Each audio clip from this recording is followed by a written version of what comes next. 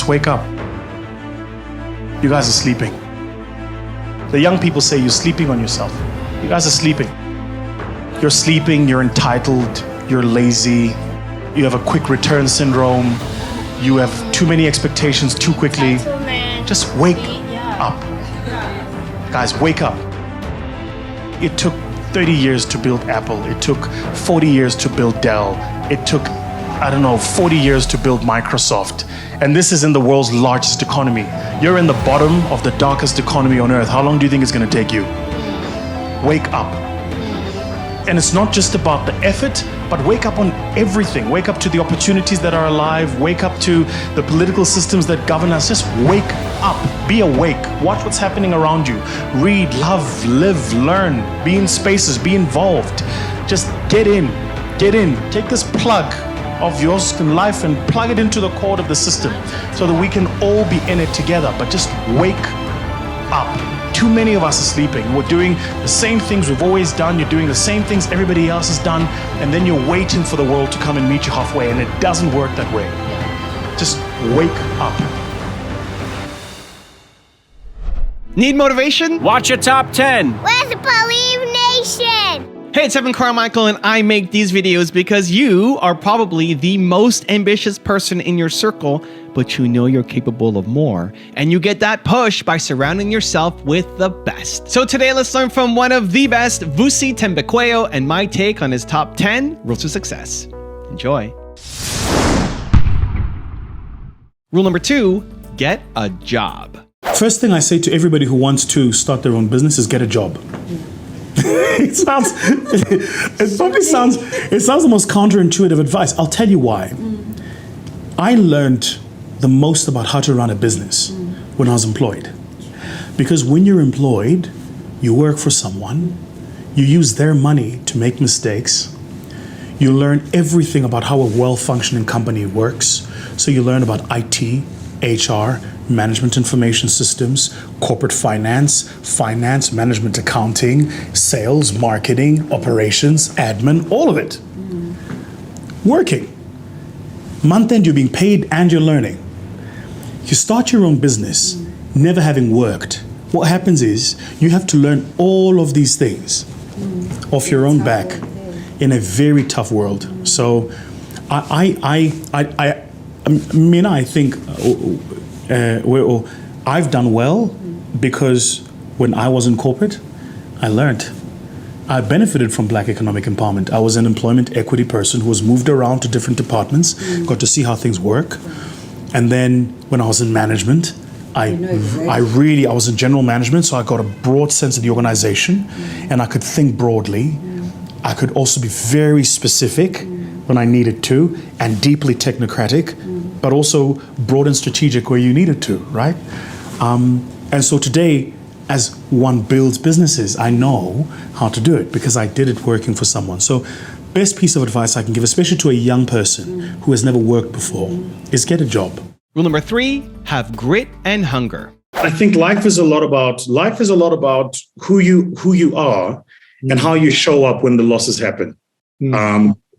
Anybody can be a superstar when it's winning season.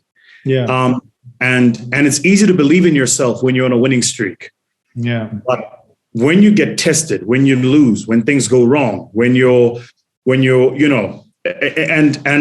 if there's one thing I've learned actually is this. It's a great way to start our conversation. It is that talent is overrated. That speed is the most important commodity you have. That time must never, ever be wasted.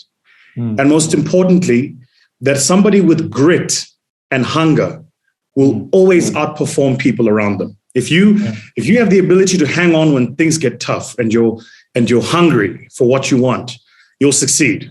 You will succeed. It's a law written into the universe. It's like gravity. You jump off a 20-story building, gravity is going to pull you down. If you have grit and hunger, it doesn't matter how you look, where you come from, how you speak, what they say about you, how long it takes. If you have grit and you have hunger, you will definitely succeed. Rule number 4, find your assignment. My Creator put me on this earth for a specific assignment. So I've got a job to do. Now, people often misunderstand assignment for destination. Those are not the same things. Assignment is the job to do. Destination is the place to go. And in going to the place, I have the job to do. Right. Your question was around how does he link that to his purpose? It's a tough question to answer because many people often don't think about their assignment on earth. Yeah. What are you here for? So we think often about, just think about it. We go to school. At school, we're taught to get a skill. You get a skill. With that skill, you're taught to make an income. You make an income. With that income, you're taught to spend it. Where is assignment there? Where's purpose? Where does it connect? Right. Right? Yeah. This is, by the way, why I have a great respect and reverence for people in the creative arts, because people in the creative arts literally every single day choose their assignment. Absolutely. And often they choose their assignment, applying their skill in a sector that will never pay them what they're truly worth. Like, I don't think we've paid Brenda Fassie what she was truly worth. True. We didn't pay Mahlatini what he was truly worth. Do you understand? Like, these people influenced a time, a generation. They left us all richer. We have memories that, you know, as children were created to the songs of Ulaki Dube. And I'm not sure we paid him what he was truly worth. So the question for people who ask the question around, what is my purpose, is do you understand your assignment? Like, why are you here? Yes. And that's not a question Vusi can answer for you. That's a question you can answer for yourself in a conversation with your creator. Why are you here? Absent of you on earth, what would be missing? What's your contribution? And when you move on, what is the thing you will leave behind that will live the world and leave the world a much better place than you found it? It's a deep, deep question.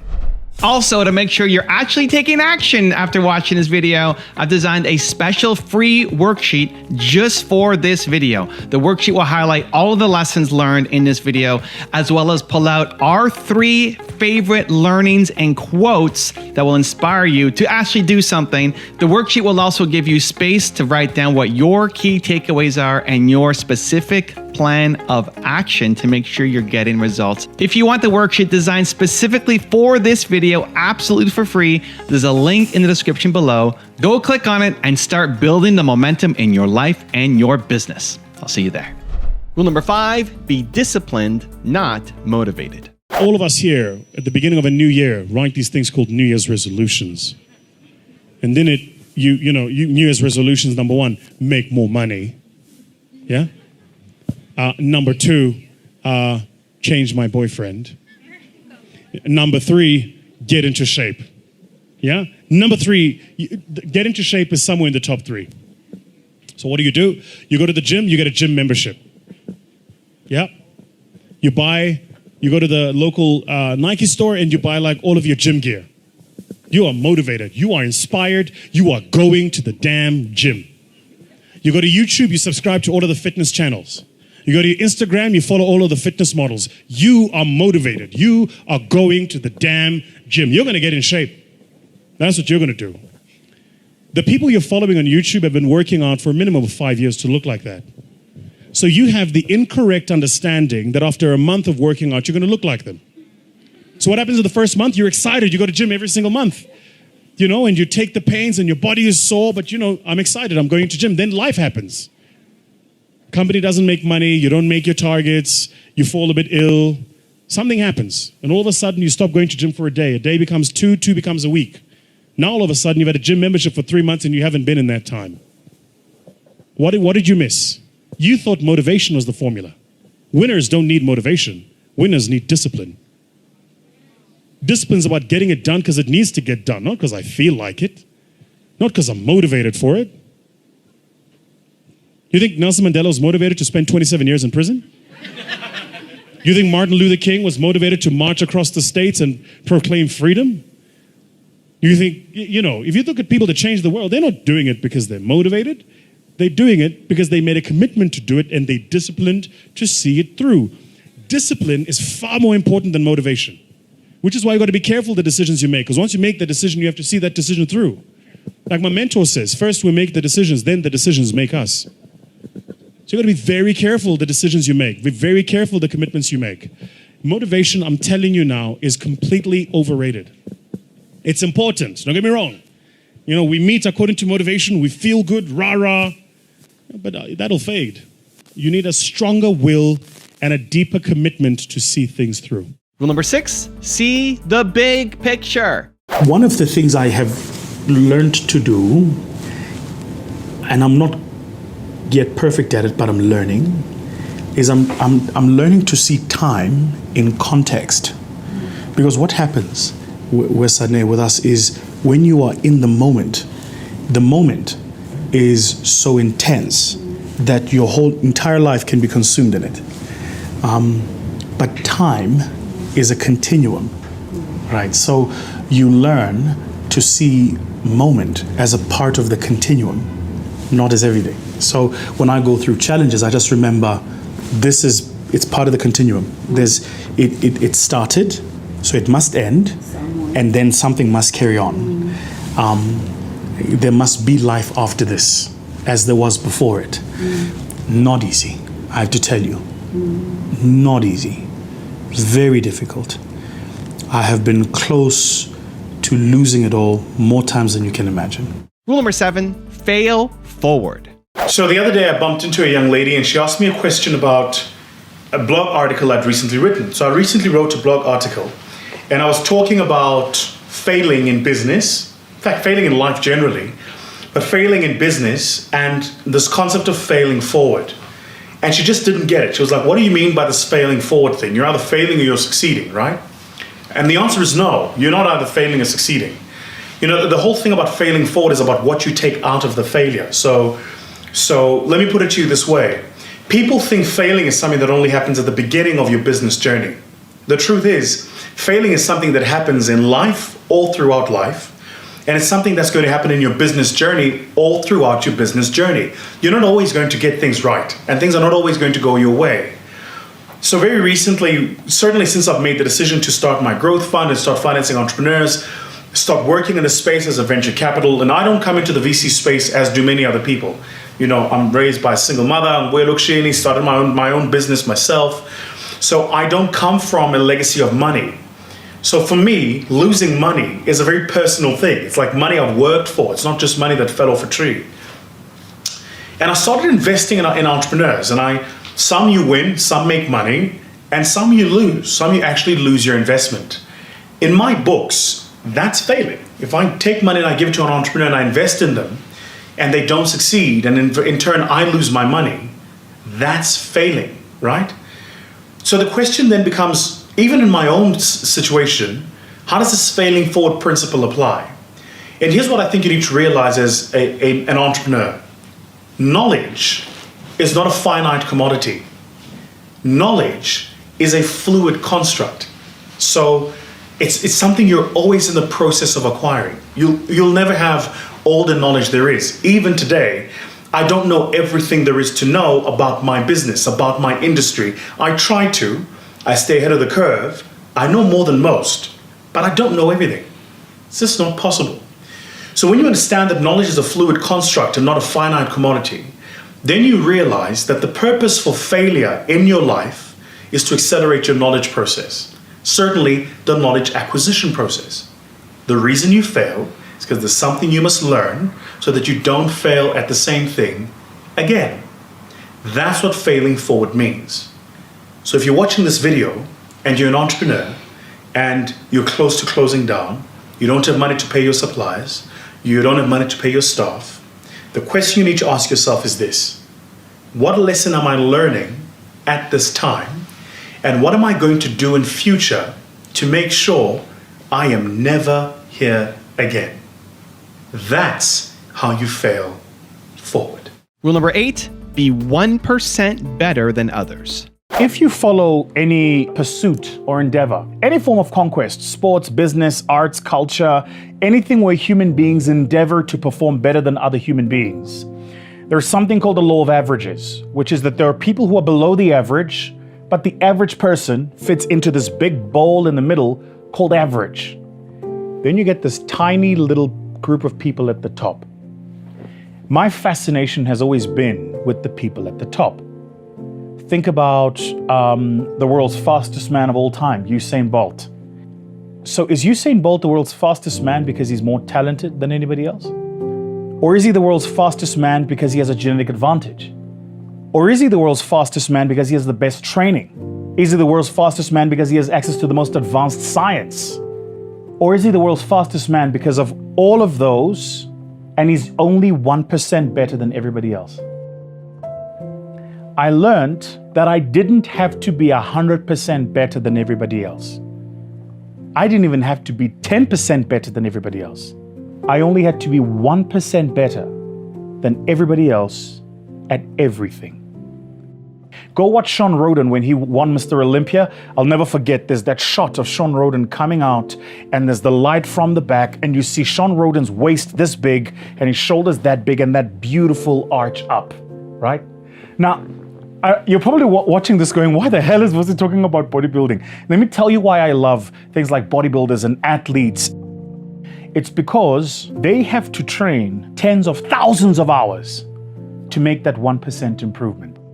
That additional 1% is tens of thousands of hours more than the 99% of the people beneath you. So if you're busy studying for an exam, if you want to be right at the top of your pile, you got to make sure that you put in more hours. If you're training, you got to do that too. You're running a business, you got to be up earlier, sleep later, work harder when you're in it. Rule number 9, learn to know. Tell me about that relearning process. It seems to me like that specific thing is something that really discourages people. They don't know what to do when they hit that relearning kind of fork in the road. What do you do when you get there? Well, I mean, I think a part of the problem is sort of the mental perspective and disposition we've taken to the learning question. So what we've done in South Africa is we've gone, and it's not a South African thing. I mean, I think it's a global challenge. Is you learn to pass, and you'll hear often, even in business schools, you're finding it today, where learners will ask the lecturer about, is this in the exam? And that speaks to sort of the disposition we've taken to the education and the learning, which is I learn to pass, and I want to know what's in the exam so I can learn that, so I can answer that question, so I can move on. Learning in the new world is about learning to know so that you don't need to know what you know. And this is where it becomes really complex. When you know what you know, it means you haven't learned it yet because it means it's still conscious in your mind. It's when you start using it, not knowing that you've learned it, that it becomes internalized in you. That's really when you've learned. And that's why this relearning thing has become so important. The world we live in is changing really fast. I mean, in 1960, the amount of computing power Neil Armstrong had to send him to the moon was less than the amount of computing power you have in your cell phone right now. Right? And he yet created one of the greatest feats of the 20th century. So the world has changed, and if it has, so too do how we need to approach the learning process and understand there's actually no such thing as a complete. There's no pass anymore. The pass is every day. It's a perpetual pursuit, and you're always looking to get better. And rule number 10, the last one before some very special bonus clips, is move on. Sometimes it's also learning when to say enough. And learning when to close the door, learning when to move on, learning when to realize that the old playbook doesn't work anymore.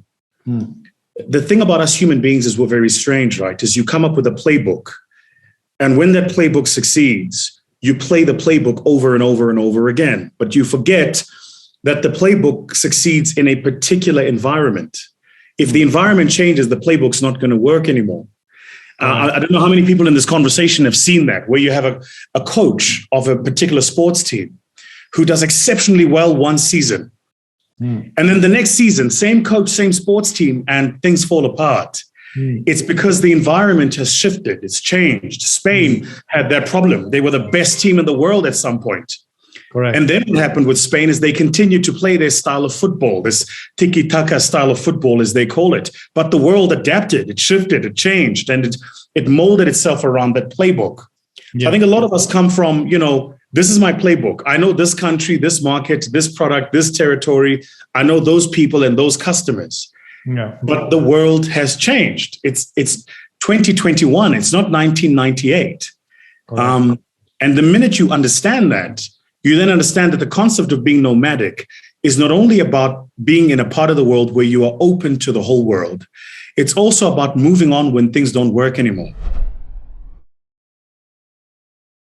If you study people who are at the pinnacle of anything, you recognize that to get there, motivation was maybe 1% of the formula. Maybe. 1%. And I'll prove it to you.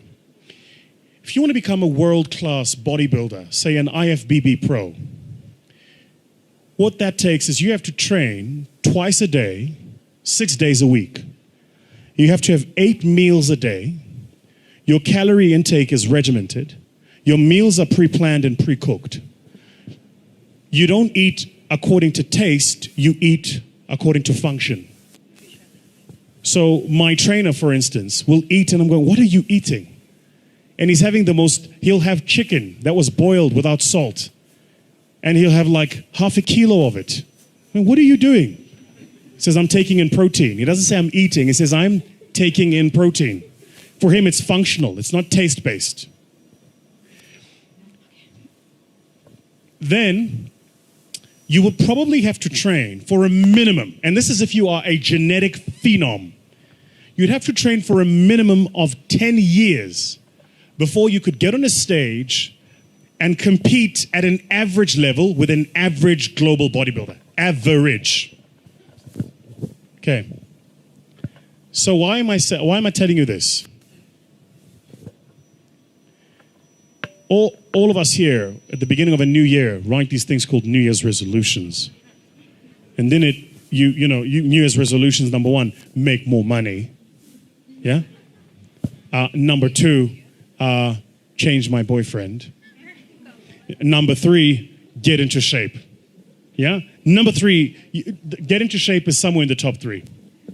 So what do? You go to the gym, you get a gym membership. Yeah? You go to the local Nike store and you buy like all of your gym gear.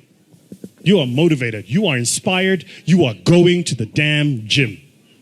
You go to YouTube, you subscribe to all of the fitness channels. You go to your Instagram, you follow all of the fitness models. You are motivated. You are going to the damn gym. You're going to get in shape. That's what you're going to do.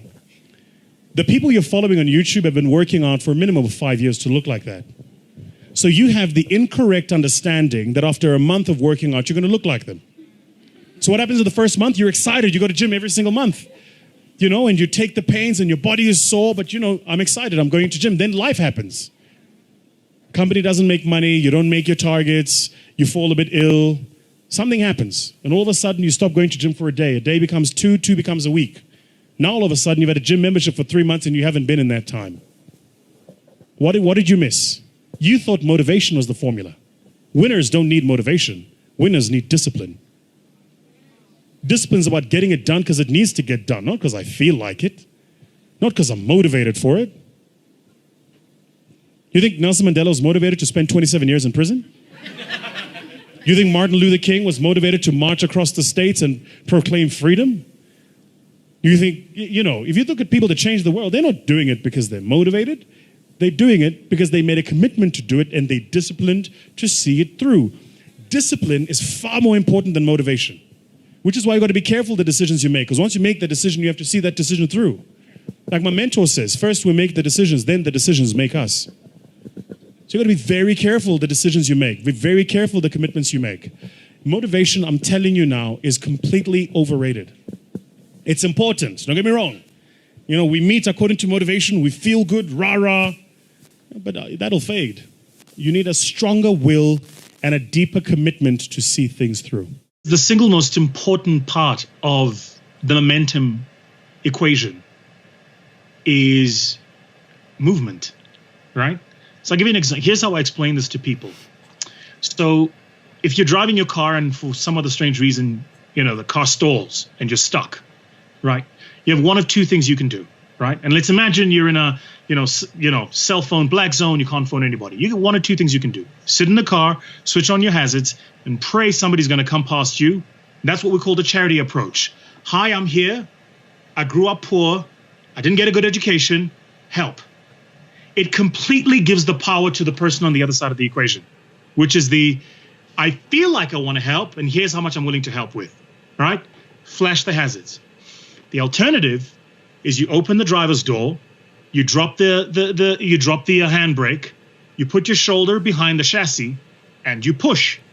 Now, when you start pushing, the hardest part is going to be that initial meter because the car is completely still. It's got no momentum. So you start pushing. And what happens is 5 meters down the line, 10 meters down the line, assuming the road is flat, of course, all of a sudden you're not pushing as hard as you were, you're just maintaining momentum. So the reason I always say to people, start, is because the hardest part is the beginning. My dad used to say to me, you will always be the worst at something the first time you do it. So the results you get the first time you do it are not the true results. That was the worst version of you doing that thing. That's the first time you sing, first time doing public speaking, first time you try to do a comedy set. First time you do anything is the worst time because you don't have the skill set. But as you do it, what happens is you mature, you get better, and you learn, right? So that's what I mean by that is the reason it's important to start is because all of those stories, that self-narrative that you've been saying and toiling in your head, the excuses are valid, the world isn't fair, but guess what? At the beginning, it is going to be tough. But the only way out of it is to start. There is no other way out of it. You can't negotiate with it, right? It's let me just one last thing for you to think about. So I said this to an entrepreneur literally today who came to see me about this very thing. And she was saying to me, look, business, it's COVID, it's been a tough time, yada, yada. And I said to her, if you went to, imagine, the Empire State Buildings. I said to her, if you went to the top of the building and stood at the ledge, prayed to whichever God you praise, God, Buddha, Allah, and told them that you don't believe in gravity and jumped, you'd find that gravity believes in you, right? So I was saying to her, the environment in the moment we're in is gravity. You can't negotiate your way out of it, right? What you can do is you can get started with who you need to be to survive this moment. And what she was doing, which is what I think a lot of people do, is they hang on to who they used to be, right? So I used to be that's not working anymore. So who do you need to be? And get started on that journey. I really honestly firmly believe in the school of starting. Starting, I think, is often more important in the entire momentum construct than everything that comes after that. So the first thing I say to anyone who says I want to become a speaker is it's like wanting to become a singer. Sing, right? So the practice and the iteration is the single most important. Mina, when I started, I did a lot of work pro bono. So I'd get invited by Rotary clubs and I'd go and speak at places because I wanted to get into the application of the skill so I could get better at it, right? So there is a difference between being a paid speaker and a speaker. So the first thing I say to people is just speak. If you get invited to speak at your kids', graduation ceremony, go. If you get invited to speak at church, do it. If you get invited to MC a friend's wedding, do it. Start practicing this thing you want to do. Typically, when we're in business, there are some service lines or product lines which make more margin, more profit than others. So the natural proclivity for business leaders is to focus on the service lines that make more money and kind of abandons the ones that don't. And in the US, General Motors, Daimler, Chrysler, and a couple of other players who were making very big, what they call trucks in the US, these very big cars, Jeep, right? And they were making a lot of money on the big cars. And then on the small cars, they were making a little bit of money. So they thought, and then Toyota came into the US and Toyota started selling cars in the US and they were competing with these companies on the small cars. And all of them, General Motors, Jeep, Ford, were like, it's too little profit. So we leave it and we let Toyota do it. It's the biggest mistake I watch entrepreneurs make and business leaders make it too. It's called seeding market in areas that are non-core. And what you do is if you seed market in areas that are non-core, you give your competitor time to breathe and room to grow. Because then what happens is Toyota now owns that area of the market without competition. Which means even if they make a tiny bit of margin, they don't have to worry about a competitive short-term dynamic. So immediately what happens is they start thinking differently. They start investing more money. And then they build capital to take you on in another area. And you know where they'll go? Because it's the innovator's dilemma. They don't make enough margin here. So where will they go? They go up. In other words, you left them in a small space to focus on the big space. What you didn't realize was you were giving them room to build up capital so they can fight you in the big space. So Toyota starts migrating up, right? So Toyota starts making bigger cars. They do it first with what was called a Sienna. Then they made the Camry, which we know in South Africa very well. They made the Cressida, which we know in South Africa very well. And all they were doing was they were migrating up to larger cars. Now, the problem with Toyota was they were making their cars in Japan, exporting them to America. And for the American person, or the average US person, it was still a Toyota. It represented reliability and quality, but it didn't quite represent opulence and luxury. And they were making really good cars. So one day, the story is told like fable, but they're sitting in a board meeting. And one day they're having a conversation about what are we going to do with this problem? And they thought the problem was about pricing. And out of nowhere, a little voice from the back said, this is not a pricing problem, it's a brand problem. We've built a brand that represents one thing. We have a market that associates our brand with one thing. Yeah. We're trying to sell them something different. Yeah. So we should just, rather than change the car, just change the logo on the car. So that even if the car is amazing and brilliant and it fights the Mercedeses and the BMs, 100%. the fact that it's still called a Toyota, It's a is Toyota. what's stopping us. So let's change it. You know how you know when you're driving the wrong car is if I ask you what car you drive and you tell me the derivative, not the brand. So if I said, what do you drive? You drive GT, you say I drive a GT86. You don't tell me I drive a Toyota Coupe. Okay. Right? Okay. Because the person who drives an Aston Martin Yes. doesn't go, I drive a DB9 Yeah, or a yeah, Vanquish. She yeah. asks, what do I drive? I drive an Aston I Martin. drive a Bentley. Do you get it? Not I like drive a Bentley. Yeah. I don't need to okay. tell you if it's a Mulsanne or if it's Continental or it's a Bentley. Okay, so you say a little voice in the boardroom spoke up. So the voice says, change the logo. Yeah. And they go, what do we call it? Well, and they go through this process. And the answer was, what is it? It's a luxury product. What do? We export it. And to whom? To the US. So what is this thing? It's a luxury export to the US. Lexus. It's a Lexus. We'll just call it a Lexus. And they created the brand Lexus. And now today, Lexus is the third largest luxury brand in the US. Thinking simply, using what you have, and keeping your eye on the prize. I watch entrepreneurs make this mistake all the time. They don't win market share. They think the problem is the product. Sometimes the problem is what people think the product is. You just got to change the brand of the product. The thing's fine. It works. You get an HP Yeah. and an Apple do exactly the same thing, Yeah, right? yeah. But you pay a 40% premium on the other because you associate something with the brand. What I've become very good at, I think, is understanding what you call the golden thread, which is the why for me. And my why always is that I told you this last time we spoke, is I'm an elevate guy. So I'm not the person you bring in when you want somebody to steady the ship. I'm the guy you bring in when the ship is a bit too steady and you want somebody to F things up and you want to elevate people's level of ambition, their drive, their goals. I do it in different ways, whether I'm on a platform speaking or I'm writing a book or I'm investing in an entrepreneur. Whatever I do, if the minute I get involved, the outcomes get elevated because that's what I bring, right? And so I think it's important for people to, rather than ask the question, should I focus on one thing or do many things? The question should be, what do I want to be in my eulogy? When I'm no longer here and somebody's standing in front of my peers and friends and haters, and they're telling the story of my life, what do I want them to say? Because usually what you'll notice is if you start with the end in mind, then your purpose becomes very clear. You know, you'll write down the stuff that matters to you just instinctively. I want people to say that I did X and I did Y and I did Z. Well, then do X and Y and Z. That's the stuff you should be focusing on. My dad did a style of martial arts called Kyokushinkai. And I suppose as a little boy trying to get close to dad, I was like, well, if he's doing it, I'm going to join him. So my dad and I shared this incredible passion of martial arts and cars, right? So I kind of get started, with my father. Then he gets gunned down when I'm 13 years old. And I went through like a year of just nothing. I couldn't show up at the dojo. I didn't have it in me. And I did all the things we're talking about. The excuses. At the time, South Africa had a particularly high crime problem. And I was like, what's the point? Here's a first-degree black belt who gets attacked. He takes 9 bullets and he's dead anyway. Why am I going to this thing called the dojo, right? Again, excuse is valid. It really is. But there's no progress. So a year, nothing. And then I was like, I actually miss it. So I went back. It was interesting when I went back, it wasn't the same.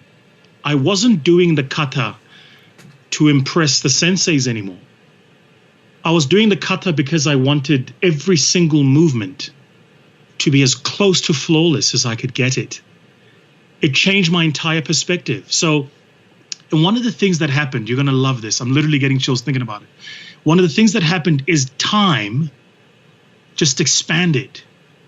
So, because we have a very finite construct of time, I'm going to be at the dojo for an hour. But what happened was that hour felt like 5 hours, and sometimes 30 minutes felt like 5. All of a sudden, this fixed construct of time, it started to change because my relationship with what I was doing changed.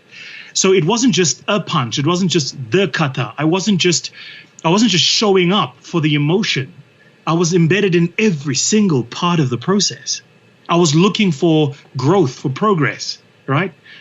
I have to tell you, that changed my entire life. So anytime I find myself stuck now, I recognize that often the reason I'm stuck is because I'm focusing on the output and I'm not focusing on my input, right? So output, I've got to raise 100 million rand for my business. Output, I've got to get 300% growth for, in customers. Output, I've got to get 25. Yeah, that's all output. But what you got to focus on is input. What are the things I've got to do, and how do I do those things intentionally, deliberately, and try to get better every single time? Every meeting, every impact conversation with one of my staff members, every engagement with a client or a potential client, every single one of those things. How do I focus on that moment? Because actually the output is a sum total of how those things come about. So when you are at the dojo and you are being graded and you are going through the process of trying to attain your black belt or your brown belt, that's what everybody sees as the output. But what actually went in was that malleable construct of time where you were trying to perfect every single movement. The hardest way to create wealth, it's also the most rewarding way to create wealth, but the hardest way to create wealth is to be an entrepreneur. Yeah. Because if you follow the flow of the income statement and you see who gets paid first, if you just go through the income, first the suppliers, then you pay your staff, then you pay the government taxes, then you pay the bank interest, then you pay yourself dividends. So the entrepreneur in the business gets paid last.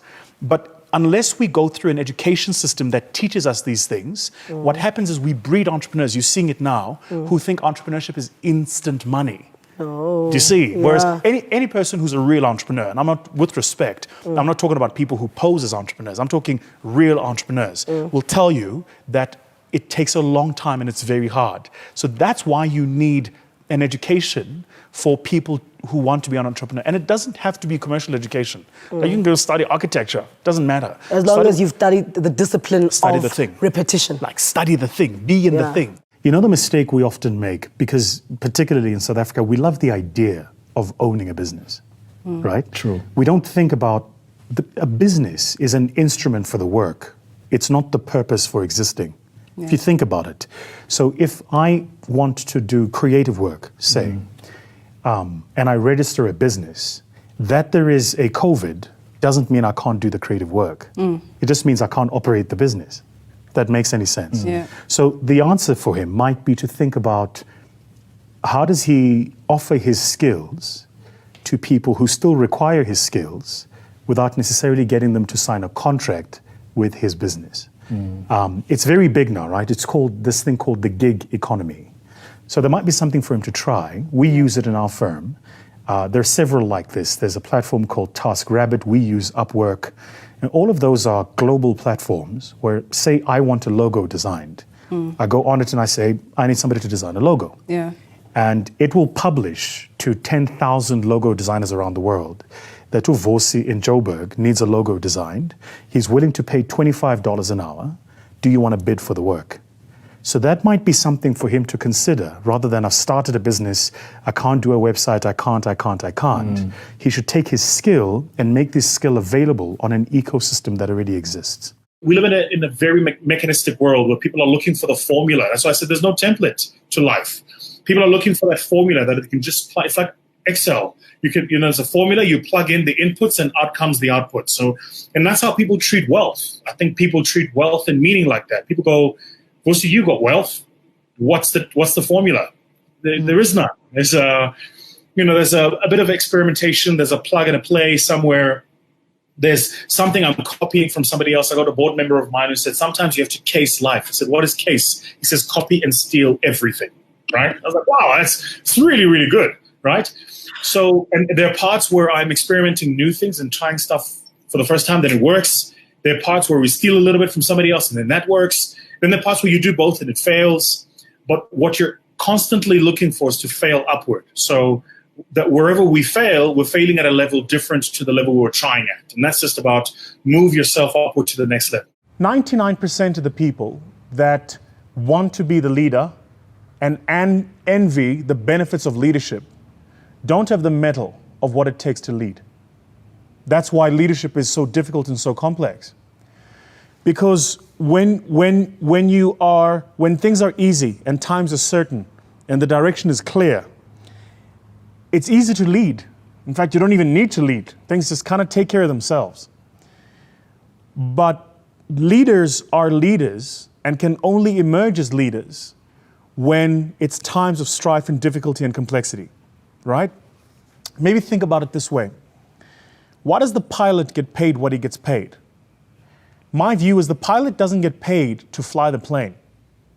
The pilot doesn't get paid to take off and to land. You know, they've got autopilot now, so the plane can do that itself. But why do you still need a pilot there? And why do pilots still talk about how many hours have you got on the job? Why is that still important? Because as passengers, we take comfort in knowing that if something goes wrong with this plane, if an engine blows up, or an engine seizes, or we hit a rough patch of turbulence, the person behind the wheel is going to know what to do. So if you think about that pilot, he's actually getting paid to manage difficulty and complexity. He's not getting paid to take off and land. Anyone can take off and land. It's like anyone can start a business and register and open a bank account and create a website, right? If you're a manager today in a large corporate, anyone can get a team and start giving out and dishing out instructions. But what really makes you a leader is how you step up when it's the time to step up. It's how your energy, your disposition, your approach changes and consistent with the time. Because the other thing leaders do is they act for their moment, right? In times of peace, the general who's the leader in the army acts for the time of peace. And so what he does is he maintains discipline. He ensures that his troops are well trained. He ensures that they've got the armor and that they continue to train and are battle ready all the time. But in times of war, the general gets paid what the general gets paid because somebody has to make the call. Someone has to choose tactics and strategy. Somebody has to say which target gets hit first. And somebody has to be willing to make the difficult decisions. That's why the general is the general. But if you think about it, almost all people that join the army want the rank of general. I'm not sure how many of them want the responsibility. Everybody wants the rank because it's the general. He gets the respect. He walks in, he's dripping swagoo. You know, his uniform is lined with colors. He's the Makulubas. But when the pawpaw hits the fan, that's when his job starts. And that's the thing about leadership. Leadership starts when it's a time to lead. And until you've had a moment to lead, you can't call yourself a leader, right? And that's why leadership is not positional. You can have the job and still not be the leader. You can have the position and still not be the leader, because leadership is about how we behave and our energy that we bring in and our intensity and our disposition when it's a moment to lead. And it's about knowing this is a moment to lead. It's not a moment to sit back and to wallow and to wait, right? I don't know about you, but for me, that's been very, it's been cathartic almost. The thinking about, why do I face difficulty, strife, and complexity? As an individual, as a father, as a husband, as a son, and as a businessman. Why do I go through difficulty and challenges? And then I realize often it's because those difficulties and challenges are to build me up so that I'm ready for where I'm going. Which is the second thing I wanted to tell you about leadership, by the way, which is this. You could try as much as you want, but you can't be educated into leadership. Leadership is not about qualifications. It's not about education. Leadership is not even about tenure. You could work 20 years, do the same job, and still not know how to lead. Leadership is about growing into and being groomed into the place. So you grow into the place. But how you grow into the place is you have to go through stresses. If you think about the concept of stress, it's like taking a piece of elastic and pulling it. When you pull the piece of elastic, what you do is you stretch it beyond its natural sense of comfort. You stress it, right?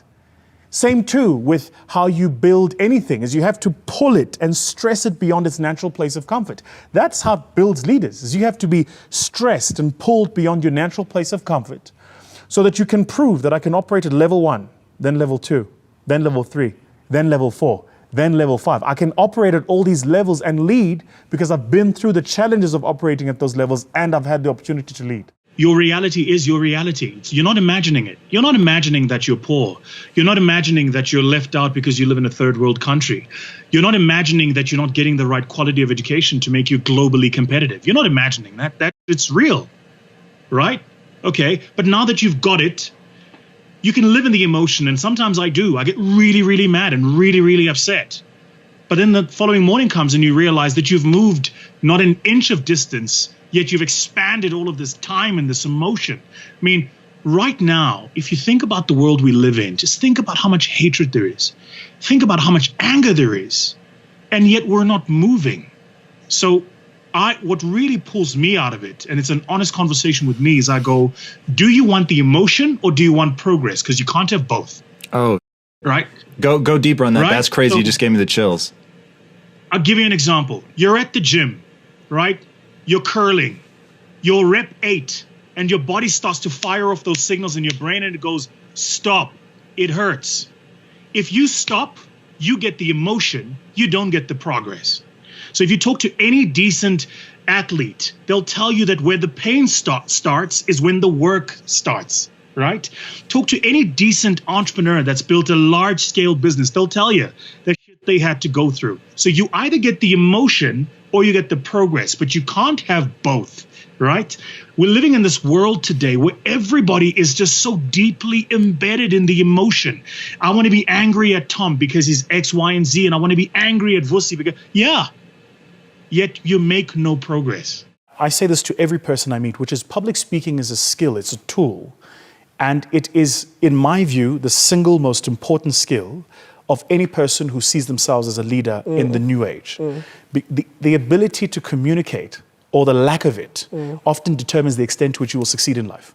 So when you're going into an interview, it's about whether or not you can sell yourself. Persuasion. Exactly right. That's it's exactly all it is. Right. CEOs spend 90% of their time persuading people to do things. Precisely. Yeah. And so your ability to communicate, to speak in public, as a result of it, often will determine how society perceives you and how successful you'll become at whatever pursuit you do. When we do, and I do a fair amount of sales training with my own team here, but I often talk about, we don't close here.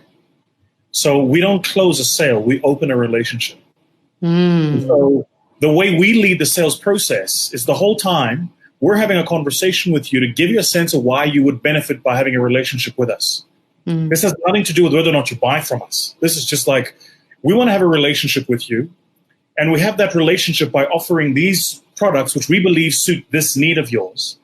And by the way, it's connected to the things you find important. If these are the things you find important, because we do, then we should sustain this relationship for a period of time. And we do that by having you sign this contract. So we really, and I've taken a lot of time I've spent a lot of time with my sales team going, don't close a sale. People should never feel like you've closed anything. They should rather feel like they've become part of something, part of a family, part of a movement, part of something that matters, something that's going to make a difference, right? Especially today's world with millennials, who don't buy stuff based on value. They buy stuff based on values. So what you really want to make sure is that you open the sale.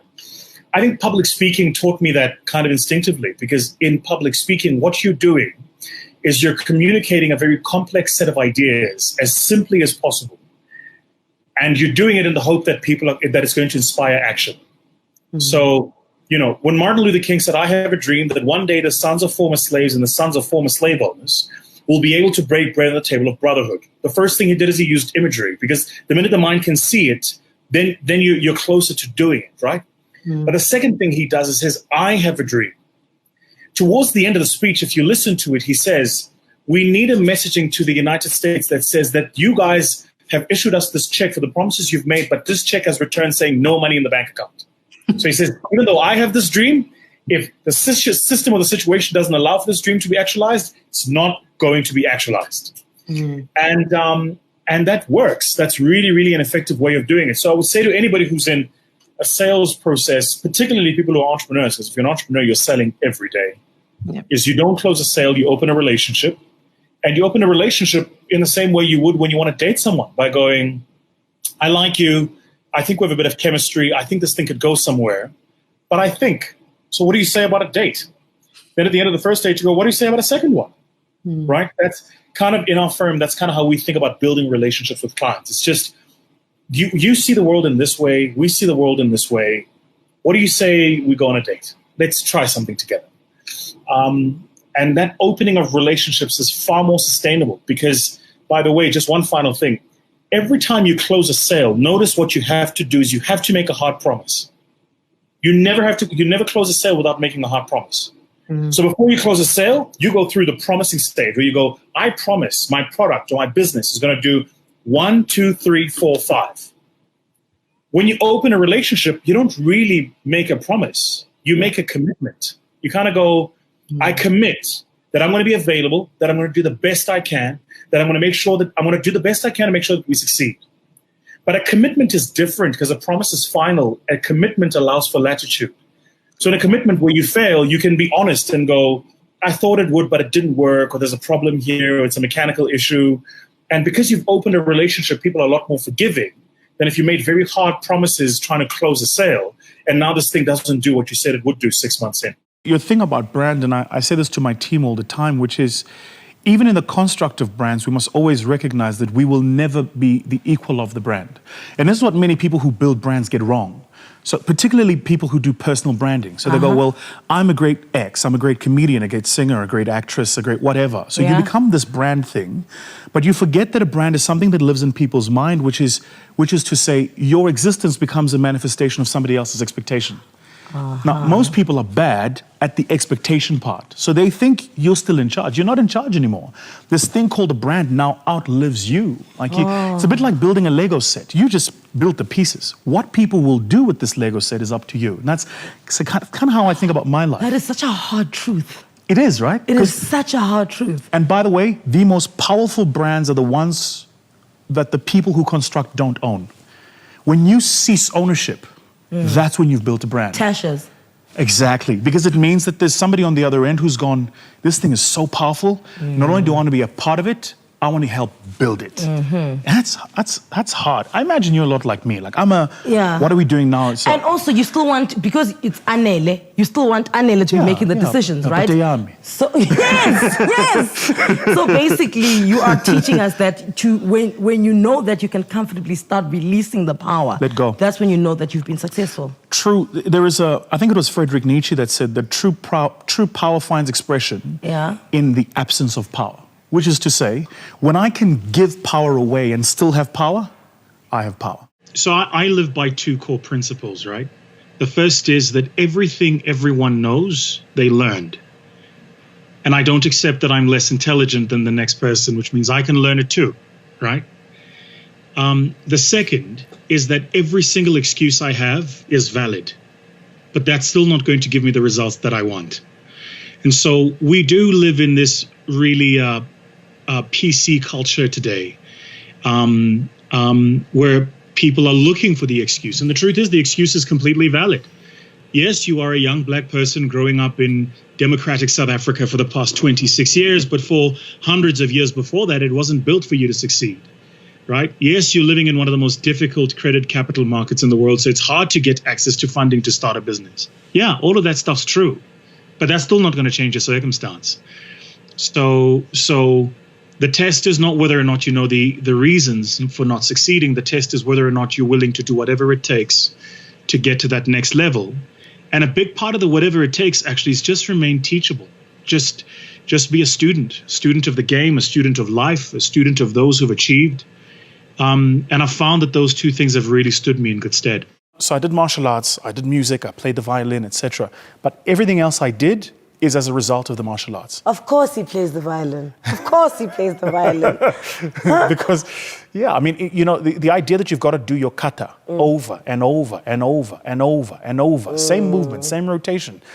Even today as an entrepreneur, when you build a business, you've got to do the simple things over and over and over. And it is in the application it is in the iteration and application that excellence is achieved. And I think that's what people don't understand. So people go, so how do you get to number 1 of the thing? You actually just have to do the simple things, but do them every day religiously and each time with a consistent discipline. That's the mark. That's how you get there. I think the mistake many of us make when we're trying to close a sale is we act like salespeople, right? So you know, there's something counterintuitive about sales training, which is you learn everything you learn in sales so that you can do it instinctively and intuitively rather than do it off a script. So if you come across to a client as if you're doing something for a script, they immediately feel as if being sold to. And just like you do when you're watching a TV ad, you get up and go make popcorn. because nobody wants to be sold to. As human beings, we've built up such a high emotional resistance to being sold stuff because we're being sold every day. You're on your IG and there's pop-up sponsored ads. You're on Facebook and there's sponsored ads. You're driving on the highway and there's a billboard. You just, if you get to your emails and you've filled up with spam, somebody's always trying to sell you something. So as human beings, we've built up such an emotional resistance and a cognitive resistance to selling that the best way to sell is not to. The best way to sell is to understand the mechanics of selling, understand how it actually works, but then do it in a way that is just instinctive and intuitive for you. And the only way to do that is through practice. I have come to realize that there are no perfect decisions, but decisions that I make perfect. Yeah. That is something else that I loved reading in your book. Yeah. Walk me through that garden. Again, right? So remember, you're in this journey. You're doing this thing called life. You're building this thing called a business. You're in pursuit of this end goal called profit, and somewhere in between it, the pursuit of purpose. You're trying to create a better workplace for your people, a place where they can come and belong. You want to serve communities. You want to better the lives of customers. There are 1,000 things you want to do. And so we go to business schools, and business schools, particularly the ones I went to, teach you about, they give you case studies and they go, this business leader did X and that business leader did X. And there's like this literature that says they make perfect decisions. Then when I spend time with business leaders, I realize they don't. Most of them just make a decision. Yeah. And they're comfortable in the knowledge that decisions are meta by their nature, which is to say, I'm going to get on the freeway and just go from one place, I'm going to another. Yeah. In my head, I kind of have a path of how I'm going to get there. But if on the way there's traffic, I'm going to change the route. If I hit a pothole, I'll stop and fix. But I'm going there. But I'm going to get there. So fig. And this is the thing about the perfect decision rather than the decision made perfect. The decision made perfect builds into it the assumption and the knowledge that I'm going to get things wrong. And I'm comfortable with getting things wrong. Because it's when you think you have to make perfect decisions that you get into the most dangerous thing leaders do.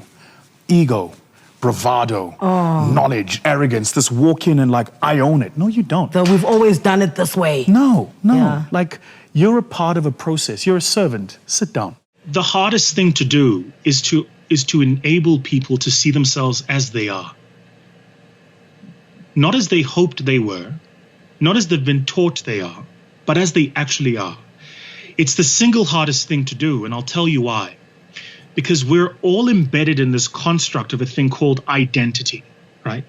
And what people forget is identity by its very nature, one is man-made and two is exclusive. What that means is the minute I say I'm male, it means I'm not female. If I say I'm black, it means I'm not white. If I say I'm African, it means I'm not American. If I say I am, educated, it means I'm not illiterate. So all the little words we use to construct identity put us in a box. They don't free us, right? And it's something people, I think, don't think about because people today have assumed an identity for who they are. And it's all over, right? It's in the media, it's on social media, it's on TV, it's in the newspapers, it's in music videos. All you're being sold is an identity. This is what you should be based on where you come from and based on how you've been socialized. Very early on, my father taught me that I didn't have to be what society told me, right? That I could be different if I wanted. I want to put that in context and see if I'm understanding what you're saying. So I read Nelson Mandela's Long Walk to Freedom. With me, dude, that book is so good. Like when every second I think I'm a badass, and then I remember that the man faced 27 years in prison and refused to compromise his principles. I'm just not that hardcore. And so that is phenomenal. And I remember him saying in the book, he was like, this is Nelson Mandela talking. He said, I got on an airplane and the pilot was black. And for a minute I was scared because I didn't think black people could fly a plane. And he was like, what the, like, how do I think that? And he said, if that had seeped into my mind, identity, right, then how many other people had accepted something less than who they were because of what society had told them? Is that what you mean? That we're sort of subtly taking on these I can'ts? Exactly. So here's a great example. I'm short, therefore I can't model. Okay? I mean, it's not established that short people should model, but whether you should or whether you can are very different tests, right? And by the way, I approach every little thing in my life like that. Like all the shit I do, I go, I shouldn't, but it doesn't mean I can't. There's a big difference. So if you're telling me I shouldn't be in the room, you may be correct. It doesn't mean I don't have the capacity to be in the room. I'm going to force my way in. and I'm going to get to change your mind. So this thing about identity, I think, is so powerful, because in today's world where we're no longer demographics, we're a psychographic now. There's a kid living in Kuala Lumpur who's never been out of Kuala Lumpur, who sounds like a kid in Brooklyn, New York, because he's watching Jay-Z on YouTube. But he's completely immersed in that culture, and he's never left his small little village, right? And that's exactly the point, is everything you've been taught you are, somebody taught you that's what you are. Now, you can keep that identity, but again, you can't get the progress. And so what a lot of people do is they hang on to it, right? In South Africa, it's often about gender. Sometimes it's about tribe, right? So what tribe you come from. There's a big generation issue. So it's, I'm part of this generation. Yeah, all those things are true. But do you want the identity or do you want the progress? Because you can't have both. I'll tell you just quickly a story. So my dad was the sensei in the dojo, right? And I used to train with my dad in the dojo. And so I asked him one time, I was like, how come we get to change belts? Like, I mean, couldn't you teach the methodology without the belt system? He said two things. He said, first, human beings are incentive-based, so you need something to aim for. But he said the second thing is the reason we give you a belt is because it assigns an identity. Now, it doesn't mean that if you're orange belt, you can't take on a brown belt. It's just you embed that in your mind and you go, well, he's senior, then therefore. And so one of the things he said to me, one of the things you're going to have to learn is that real life doesn't have a belt system. So everything we know and have learned about identity is given to us. It's a template that somebody has given you, and you can just choose to run that script of Macross or not.